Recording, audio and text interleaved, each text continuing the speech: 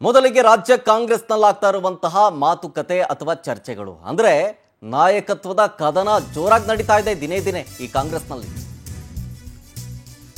ಏನ್ ಚರ್ಚೆ ಆಗ್ತಾ ಇದೆ ಪ್ರಸ್ತುತ ಅಂತಂದ್ರೆ ಸಿಎಂ ಸಿದ್ದರಾಮಯ್ಯನವರಾದ್ಮೇಲೆ ಯಾರಾಗ್ತಾರೆ ನಾಯಕತ್ವವನ್ನ ಯಾರು ವಹಿಸ್ಕೊಳ್ತಾರೆ ಅಂತ. ಆಗ ಅದಕ್ಕೆ ಹೆಸರು ಸೂಚಿಸ್ತಾ ಇರೋದು ಸತೀಶ್ ಜಾರಕಿಹೊಳಿ ಅಂತ ಸಿದ್ದರಾಮಯ್ಯನವರ ಪುತ್ರ ಅವರು ಹೇಳ್ತಾ ಇರೋದು. ಇದಕ್ಕೆ home minister doctor G Parameshwar reaction ಕೊಡ್ತಾ ಇದ್ದಾರೆ.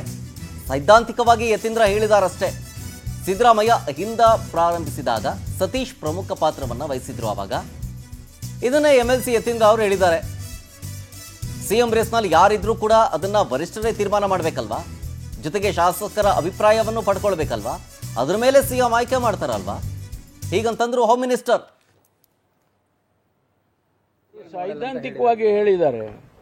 ಸೈದ್ಧಾಂತಿಕವಾಗಿ ಆ ದಾರಿಯಲ್ಲೇ ಹೋಗ್ತಾರೆ ಸತೀಶ್ ಜಾರಕಿಹೊಳಿ ಅವರು ಅಂತ ಹೇಳಿ. ಯಾಕೆಂದ್ರೆ ಅವ್ರ ಹಿಂದೆ ತಮಗೆ ಜ್ಞಾಪಕ ಇದೆಯಾ ಇಲ್ಲ ಗೊತ್ತಿಲ್ಲ, ಅಹಿಂದ ಪ್ರಾರಂಭ ಮಾಡಿದಾಗ ಸತೀಶ್ ಜಾರಕಿಹೊಳಿ ಅವರು ಕೂಡ ಬಹಳ ಮುಖ್ಯವಾದ ಪಾತ್ರ ವಹಿಸಿದ್ರು. ಇದ್ರ ಹಿನ್ನೆಲೆ ಮೇಲೆ ಅವರು ಹೇಳಿದ್ದಾರೆ. ಅದ್ರಲ್ಲಿ ತಪ್ಪೇನಿದೆ? ತಪ್ಪಿದ್ಯಾ? ತಾವೆಲ್ಲ ಸೀನಿಯರ್ ಲೀಡರ್ ಇರ್ಬೇಕಾದ್ರೆ ಅವ್ರ ಅಲ್ಲ. ಈಗ ಚರ್ಚೆ ಸರ್, ಈಗ ನನಗೆ ಅನ್ಸೋದು ಅದು ಲೀಡರ್ಶಿಪ್ಪಿನ ಲೆಕ್ಕದಲ್ಲಿ ಮಾತಾಡಿಲ್ಲ ಅವರು. ಅವ್ರು ಮಾತಾಡಿದ್ದು ಸರ್ಕಾರದ ಪಕ್ಷದ ಬದ್ಧತೆ ಬಗ್ಗೆ, ಸಮಾಜದ ಬದ್ಧತೆ ಬಗ್ಗೆ ಮಾತಾಡಿದ್ದಾರೆ. ಸ್ವಾಭಾವಿಕವಾಗಿ ಸತೀಶ್ ಜಾರಕಿಹೊಳಿ ಅವರು ಹಿಂದೆ ಅಹಿಂದ ವರ್ಗದ ಆರ್ಗನೈಸೇಷನ್ ಅಲ್ಲಿ ಇನ್ವಾಲ್ವ್ ಆಗಿದ್ರಿಂದ ಅವರಿಗೆ ಆ ಬದ್ಧತೆ ಇದೆ ಅನ್ನೋ ಮಾತನ್ನ ಹೇಳಿದ್ದಾರೆ. ತಪ್ಪೇನಿಲ್ಲ. ಅವರು ಸೈದ್ಧಾಂತಿಕವಾಗಿ ಹೇಳಿದ್ದಾರೆ.